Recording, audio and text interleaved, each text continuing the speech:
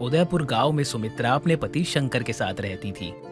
वो बहुत गरीब थे और 2 वक्त की रोटी के लिए शंकर बहुत मेहनत किया करता था। शंकर की पत्नी सुमित्रा पेट से थी। ऐसे ही एक रोज सुमित्रा के पेट में जोर से दर्द उठता है। जब तक शंकर अपनी पत्नी को अस्पताल ले जाता कि शंकर के घर बेटी का जन्म हो जाता है। सुमित्रा और शंकर ये उम्मीद लगाए थे कि उन्हें बेटा होगा। इस बार भी हमें बेटी हुई है, लेकिन हम इसका पालन पोषण कैसे करेंगे? हमारे पास तो खुद के खाने के लिए भी पैसे नहीं है। ये तो आप सही कह रहे हैं, लेकिन इस बार हम इसे खुद से दूर नहीं कर सकते। लेकिन मैं इसे यहाँ नहीं रख सकता हूँ। हम इस बच्ची को पाल नहीं सकते हैं। लाओ, दो मुझे। मैं अभी जंगल जाकर इस बच्ची को छोड़ देता हूँ। कोई ना कोई इस बच्ची को देखेगा, उसे दया आएगी और वो इस बच्ची को अपना लेगा। नहीं, आप मेरी बच्ची को मुझसे दूर नहीं कर सकते। मेरी बच्ची, मैं तुझे खुद से दूर नहीं जाने दे सकती।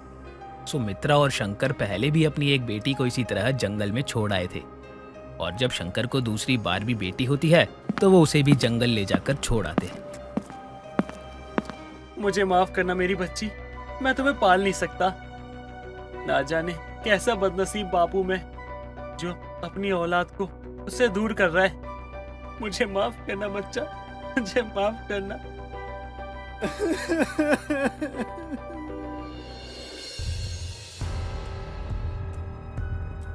ये कौन है और इतनी रात इस भयंकर जंगल में क्या कर रहा है, वो भी एक छोटी सी बच्ची के साथ?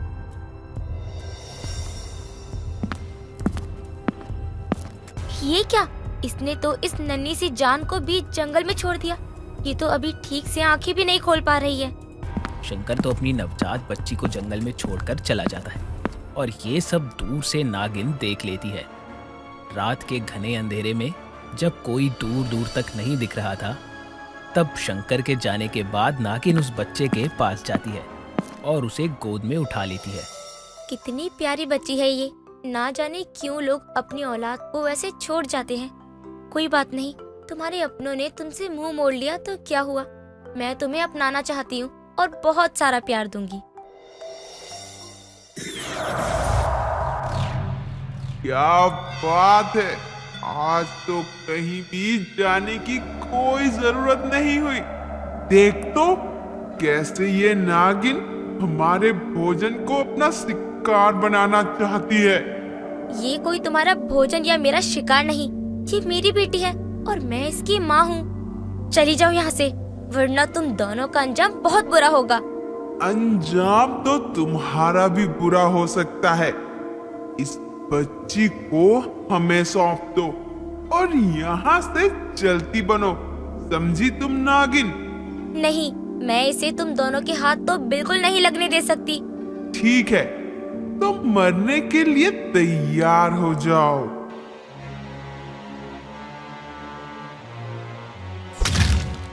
जैसे ही चुड़ैल नागिन के चेहरे पर नाखून मारती है, वैसे ही शक्तिशाली नागिन अपनी शक्ति से खुद को और उस बच्ची को बचाने के लिए अपने आसपास शक्तिशाली गोल घेरा बना लेती है, जिसके बाद चुड़ैल नागिन का कुछ नहीं बिगाड़ पाती। अब नागिन भी उस बच्ची को लेकर वहां से चली जाती है।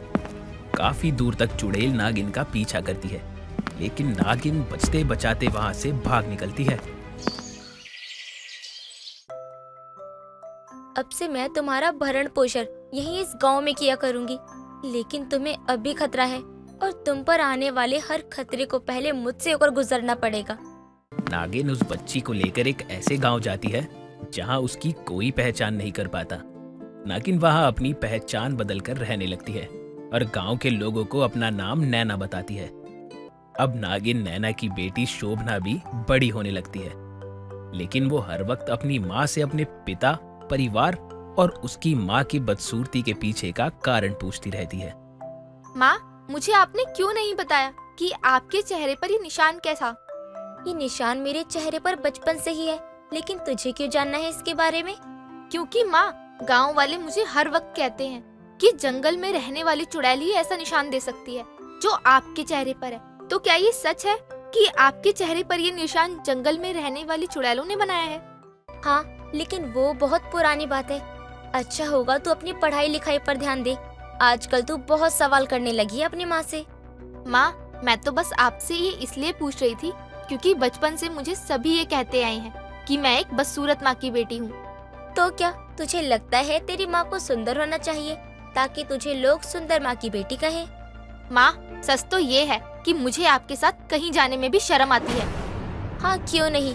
जब बच्चे बड़े हो जाते हैं तो उन्हें अपने माँ बाप के साथ खाने उठने बैठने में शर्म आती ही है।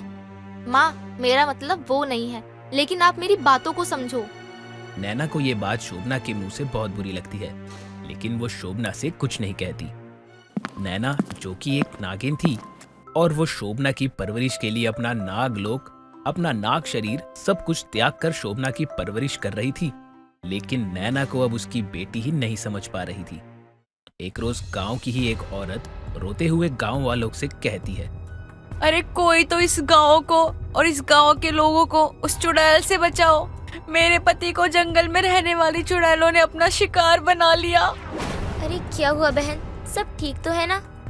कुछ ठीक नहीं है शोभना की माँ। तुम्हें जिस चुड़ैल ने ये बदसूरती का निशान दिया है, वही चुड़ैलें मिलकर अब इस गांव वालों को अपना शिकार बना रही हैं। क्या जंगल की चुड़ैलों ने अब गांव वालों पर हमला करना शुरू कर दिया है? लेकिन क्यों? मुझे नहीं पता वो ऐसा क्यों कर रही है, लेकिन अब वो इस गांव में दाखिल हो चुकी है। किसी को नहीं छोड़ेगी, सबको मार डालेगी। माँ, मुझे डर लग रहा है। कुछ नहीं होगा बेटा, मैं हूँ ना तुम्हारे साथ। माँ, आप तो रहने ही दो। अगर आप खुद की रक्षा नहीं कर पाई तो मेरी रक्षा क्या करोगी? ये सुनकर नैना को और भी बुरा लगता है। अब देर रात गांव वाले डरे सहमे अपने अपने घर में दुबक जाते हैं। तभी अचानक जोर जोर से हंसने की आवाजें आनी शुरू हो जाती है।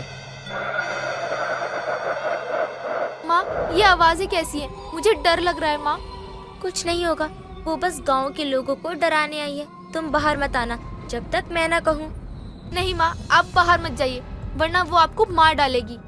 ठीक है मेरी बच्ची, मैं यही हूँ, तुम डरो मत। मैं खिड़की से देखती हूँ कहाँ है आखिर वो चुड़ैल। सभी गांव वाले डरे हुए होते हैं और अपने घरों की खिड़की दरवाजे बंद कर लेते हैं, लेकिन तभी चुड़ैल की हंसने की आवाज बंद हो जाती है। माँ, खिड़की मत खोलो।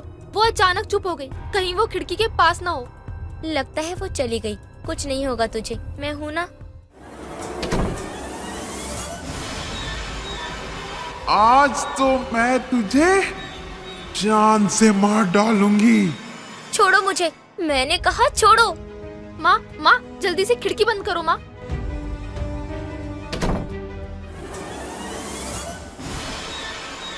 शोभना अपनी माँ का चेहरा देखकर और भी ज्यादा डर जाती है, लेकिन नागिन है कि अपने काबू में ही नहीं होती और सीधा चुड़ैल के पास चली जाती है। देखा, मैंने कहा था ना, मेरे वार से कोई नहीं बच सकता। माँ, वो आपको मार देगी। माँ, वापस आ जाओ।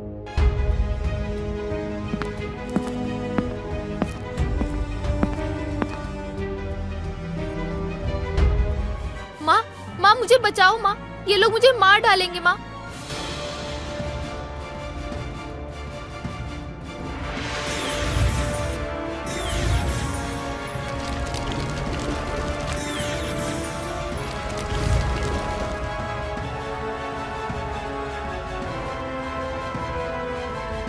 माँ, आप ठीक तो है ना?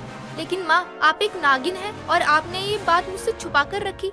अब नागिन अपने असली रूप में आने के बाद शोभना और गांव वालों को सारा सच बता देती है।